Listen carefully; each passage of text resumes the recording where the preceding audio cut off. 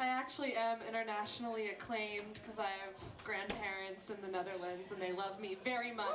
And I caught myself looking at one, like dying raisin on my spoon, and I was like, am I a depressed 20-year-old or like a really health-conscious 45-year-old? Guys, don't take your pants off at an airport. It's just like my first piece of advice. Okay, my name is Anya Volz. I'm 18 years old, about to be 19, and I'm from Rutland, Vermont. I'm Matt Cruz. I have been doing comedy since I was like 13 or 14, and I'm 19 now, and I go to Champlain. My name is Colin Ryan. I am a speaker and a stand-up comedian, and I'm 35 years old.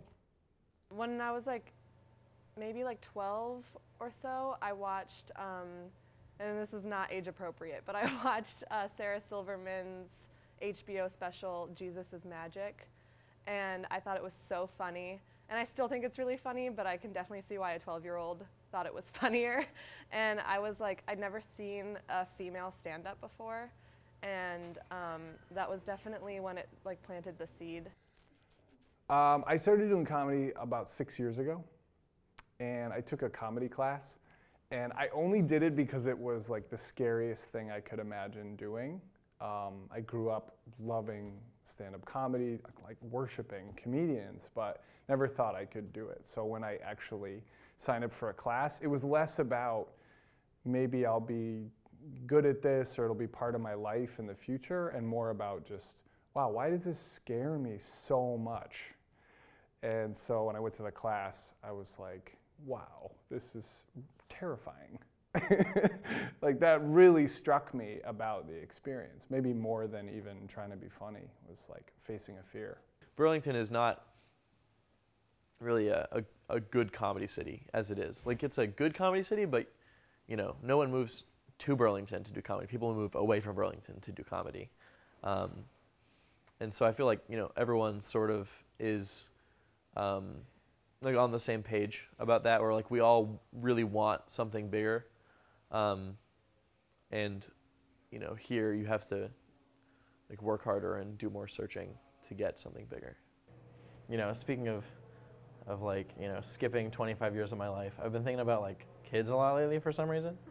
And I decided that I'm gonna be not a shitty parent. So I'm gonna be good, and I don't care. I think what I mean by not a shitty parent is that I don't care about the decisions my kid makes, as long as, or not decisions, but I don't care how my kid is as long as he's not doing heroin. So we're just not gonna live in Vermont. But I think that comedy is a way to talk about the human experience, and to be on stage is to kind of put yourself in this vulnerable place, and everybody kind of relates to that. And then it's to sort of face that fear, I guess. But more importantly, it's to find ways to say things that people laugh and people respond to. I really like when stand-up comedians can talk about just personal or taboo things, things that make people uncomfortable in day-to-day conversation. And there's just something so satisfying about you know that you couldn't say this at a dinner table, but here you are saying it in front of 50 dinner tables. I do think it's the ultimate excuse, though. If you don't want to hang out with someone, you're trying to get out of plans. Oh no, I'm sorry, I can't that day. I have to get an abortion. You're out of those plans. There's no follow-up questions. They're got it. You have a lot on your plate right now. We're not going to go out and get pizza on Saturday. Joke's on you. Planned Parenthood isn't open on Saturdays. I just don't want to hang out. And there are and some comedians have jokes about family members dying, or about things that if you were to just bring it up in just in a casual conversation, it would be uncomfortable. My first joke, I don't tell it anymore. It was I was either 12 or 13 when I wrote this. It was about what I want to have happen to me after I die, with respect to burial or cremation. And so I said that I would like to be taxidermied and put in an easy chair reading the Bible in my children's house so that my grandkids would just never know that I had died, and they would just, live in the impression that they had a live-in grandfather who just read the Bible all day. And I don't tell it anymore. I think I end up more understanding of what I was going through after having done jokes about it. And I feel like there's something like we're breaking that barrier by like talking about it on stage, like where people can't do anything but listen, and confronting the parts of ourselves that maybe we're a little bit scared to confront. And there's humor in everything. So there's always a joke to be found in like even the darkest subject matter. My first joke I ever told was in that first class, and I kind of went up on stage, and because I was really afraid, I decided to talk about fear. And so I said, can I tell you all the most useful piece of advice I've ever been given on overcoming a fear? It was in elementary school, and our teacher had us write the phrase, I can't, on a piece of paper, right? I, lowercase c-a-n apostrophe t. And then even though we were new at like working the scissors, she had us cut off the apostrophe t. Powerful, right? So now whenever I'm intimidated, I remind myself, I car. Everyone has kind of, a couple things or one major thing in their life that they didn't really plan for, or that they hate, or that they're embarrassed of, or, that they feel like they didn't deserve. And that thing is what makes, a person as an individual really special. And you can choose to do with it what you want. Like you can grow from it, or you can, bury it away, or you can joke about it. And so I think that's what makes, individual comedians unique, is when you can talk about like, your bad thing. I started seeing a chiropractor in Burlington because I just moved here and I can't just like drive back to Rutland every time I need to be adjusted. So I went there and I told him about my scoliosis, and he was like, okay, and he like checked out my back and he was like, your scoliosis isn't that bad at all. Your chiropractor in Rutland was definitely over-exaggerating. It's fine. However, we do need to work on your crummy shoulders. He said crummy shoulders. Is that like the technical chiropractic term for low self-esteem? So anyway, my favorite joke to tell is probably the newest joke, whatever the newest joke is. Like a new joke feels so much more satisfying because it's risky, As cliche as it is, I think like dating is really stupid. And like I try really hard to make jokes about dating that aren't like dumb, I like joking about like social interactions, and just like times when you fuck up in trying to interact with someone. Anything like self-deprecating is funny. Personal trauma is a really good one. Like if you have like a unique experience like that I guess would affect your life otherwise negatively, and you can kind of transform it into like art that not only brings people together but makes people happy. I think that's really great and special and fun. So yeah, particularly it's because there's been a lot of the religion in the news lately, and with the people saying their gay kids can't live at home anymore. And I just think that that's really fucked up, and I'm not going to do that, because I don't care whether my kid is gay or straight or anything, or like trans.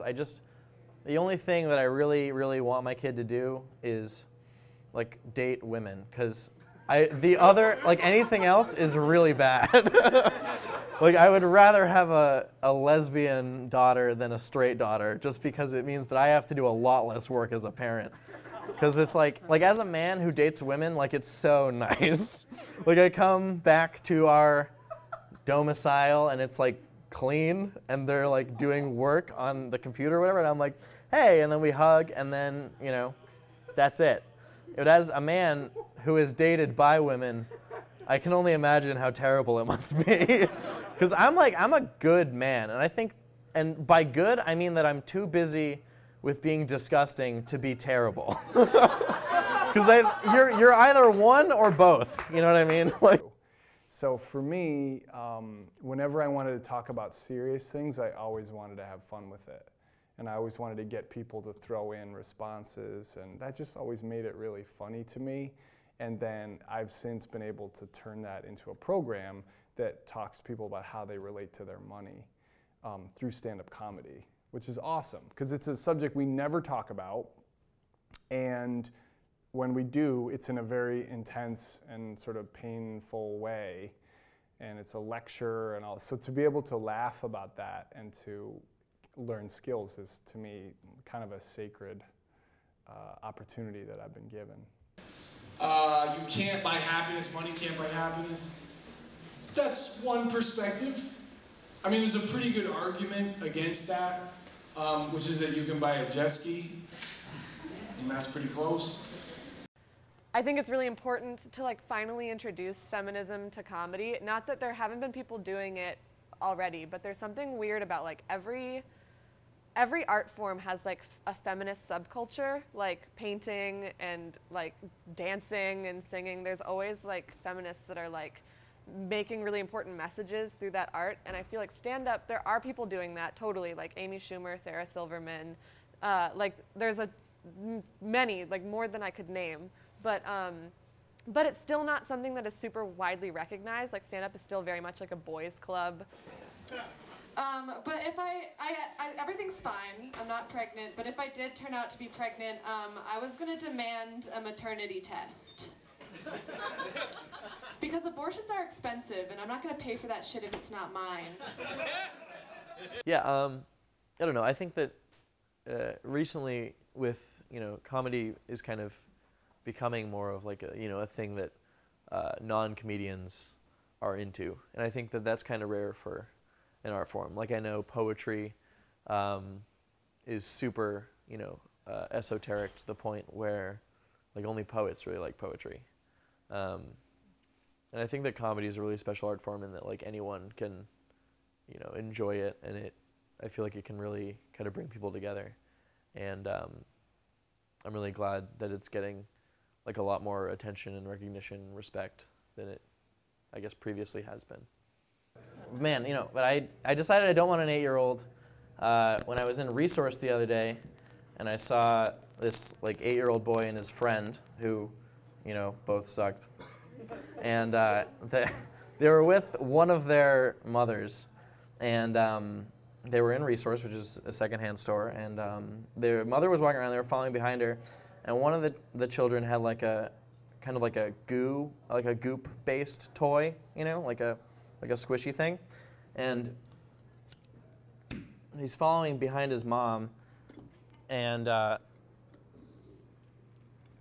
so he's got the goop toy in his hands, and he's doing this probably like every 4 seconds. He'll take his hands and put them over his mouth, and then he goes, "Ugh!" and like holds the goop out in his hand, and he's like, "Look, it's like I threw it up," and then he does it again, and his friend is just like eating it up, his friend might as well just like be like at like a Louis C.K. special. It's like the best moment of his life. And he's like, "Mom, look, Mom, Mom," and she's like, "Oh yeah, I'm gonna encourage your dreams." And he just keeps doing the thing, and then his friend is like, "Yeah, give me it," and then he's like, "Am I doing it right?" And he's like, "No, you gotta do it," and it's like they just go back and forth with this some like strange like alien tennis for like literally like 7 or 8 minutes, and the mom I've watched reality TV, and I've never seen someone want to kill themselves more than this poor woman in Resource with her son and his shitty friend. I like to say that when you are an awkward, blurting person, comedy is very easy for you, and real life is very challenging. I got my associate's degree this past semester, and I didn't want to go back to school because I was like, I want to invest my time in stand-up. That doesn't necessarily mean I want to be a stand-up, but I want to be in comedy forever, and this is my version of college. Right Well now. said.